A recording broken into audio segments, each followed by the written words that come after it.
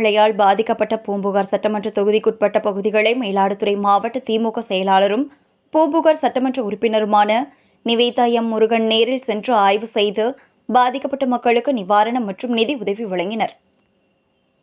மயிலாடுதுறை மாவட்டம் பூம்புகார் சட்டமன்ற தொகுதி தரங்கம்பாடி தாலுகா மற்றும் தரங்கம்பாடி பேரூராட்சி செம்பனார் கோவில் ஒன்றியம், குத்தாலம் ஒன்றியம் உள்ளிட்ட பகுதிகளில் கடந்த 2 நாட்களாக பெய்த பருவமழையால் பாதிக்கப்பட்ட மக்களுக்கு பூம்புகார் சட்டமன்ற உறுப்பினரும் மயிலாடுதுறை மாவட்ட திமுக செயலாளருமான நிவேதா எம் முருகன் நேரில் சென்று ஆய்வு செய்தார். தொடர்ந்து பொறையார், ஆனந்தமங்கலம், திருக்கடையூர் கடற்கரையோரம் உள்ள வெள்ளக்கோயில், பெருமாள்பேட்டை, மாணிக்கப்பங்கு மீனவ கிராமங்கள், செம்பனார் கோவில் ஒன்றியம், கஞ்சா நகரம், குத்தாலம் கிழக்கு ஒன்றியம், அரிவேளூர் ஊராட்சிகளுக்கு நேரில் சென்று மக்களை சந்தித்து ஆறுதல் கூறினர். தொடர்ந்து பாதிக்கப்பட்ட மக்களுக்கு சாலை வசதிகள் மற்றும் அரசு வீடுகள் வழங்க அரசு அதிகாரிகளுக்கு பரிந்துரை செய்தார்.